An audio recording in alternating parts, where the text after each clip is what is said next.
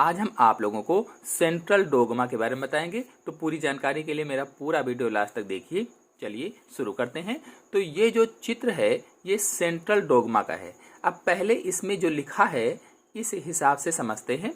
तो इसमें डीएनए से एक एरो खुद डीएनए पर मुड़ा हुआ है, मतलब डीएनए रेप्लिकेट होकर डीएनए बना रहा है, अर्थात डीएनए द्विगुणित होकर अपनी ही समान कॉपी हूबहू प्रतिलिपियां किसकी, डीएनए की बना रहा है, जिसे रेप्लिकेशन कहा गया है।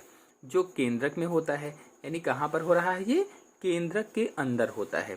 फिर डीएनए से आरएनए बना, जिसे ट्रांसक्रिप्शन अथवा हिंदी में कहें तो अनुलेखन कहते हैं। ट्रांसक्रिप्शन को हिंदी में अनुलेखन कहा जाता है। तो डीएनए से आरएनए बन रहा है, जिसे ट्रांसक्रिप्शन अथवा हिंदी में अनुलेखन कहते हैं, और ये केंद्रक में बनता है। लेकिन अपने कार्यों को करने के लिए कोशिका के साइटोप्लाज्म में आता है, यानी बनता तो केंद्रक में है लेकिन कार्यों को करने के लिए कहाँ आता है, कोशिका के साइटोप्लाज्म में आता है। फिर आरएनए से प्रोटीन बनी। आरएनए से क्या बन रहा है, प्रोटीन बनी, जिसे ट्रांसलेशन अथवा अनुवादन कहा गया है। प्रोटीन अनुवादन के द्वारा या ट्रांसलेशन के द्वारा साइटोप्लाज्म में बनी। इस प्रकार से डीएनए से आरएनए और आरएनए से प्रोटीन बनने की क्रिया ही सेंट्रल डोग्मा कहलाती है। चलिए अब डिटेल से समझते हैं। तो देखिए, ये एक डीएनए अणु है। हम सभी लोग पिछले वीडियो में डीएनए के बारे में सारी इन्फॉर्मेशन जान चुके हैं कि डीएनए कोशिका के केंद्रक में उपस्थित गुणसूत्रों पर पाया जाता है, और डीएनए अणु आनुवांशिक सूचनाओं को संचित करके रखता है। फिर इन सूचनाओं को पीढ़ी दर पीढ़ी, यानी एक पीढ़ी से दूसरी पीढ़ी में पहुंचाता है। तो इसी प्रोसेस में डीएनए अणु अपने ही जैसे दो भागों में टूट जाता है, या अपने जैसे दो कॉपी या फोटोकॉपी आप कह सकते हैं डीएनए अणु बनाता है, जिसे डीएनए रेप्लिकेशन कहते हैं। इसके बारे में मेरे चैनल में वीडियो अपलोडेड है, आप लोग जाकर के देख सकते हैं।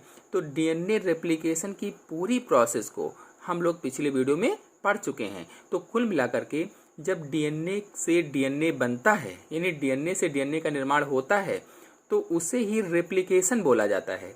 और यदि डीएनए से आरएनए बनता है तो उसे ट्रांसक्रिप्शन बोलते हैं। डीएनए से डीएनए बना तो उसे रेप्लिकेशन बोला, और डीएनए से आरएनए बना तो उसे ट्रांसक्रिप्शन बोलते हैं। और ट्रांसक्रिप्शन को हिंदी में अनुलेखन कहा जाता है।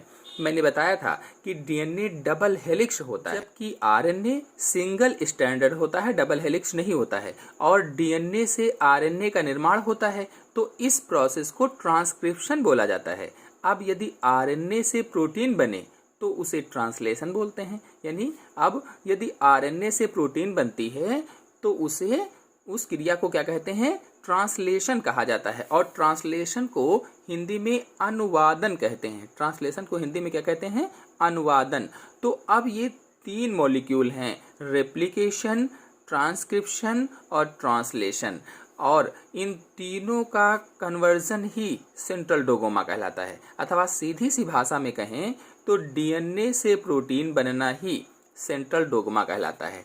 सीधी सी भाषा में कहा जाए सेंट्रल डोग्मा किसे कहते हैं, तो डीएनए से प्रोटीन बनना ही सेंट्रल डोग्मा कहलाता है। तो ये सूचनाओं का एक दिशिक प्रक्रम हुआ। ये कैसा है, सूचनाओं का एक दिशिक प्रक्रम है।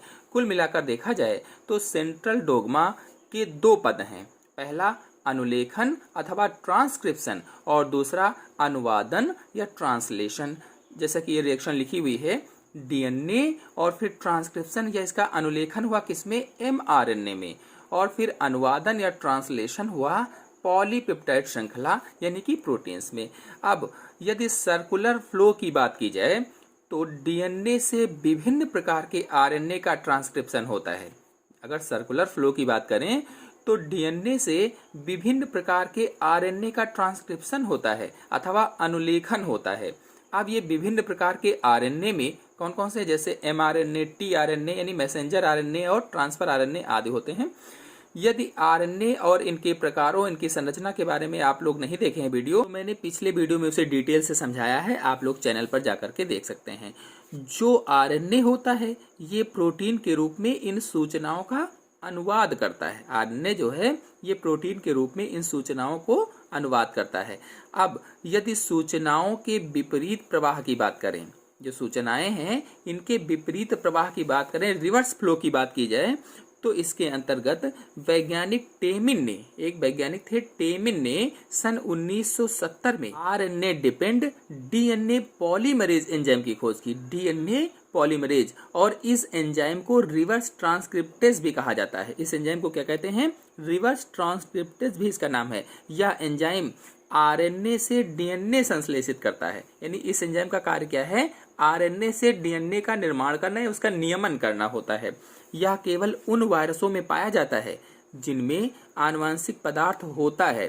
तो देखिए, अब आरएनए से डीएनए बनने लगा तो इसे रिवर्स प्रोसेस हुई। यानी कौन सी प्रोसेस हुई? रिवर्स प्रोसेस हुई। इसीलिए इसे रिवर्स ट्रांसक्रिप्शन अथवा रिवर्स अनुलेखन कहते हैं।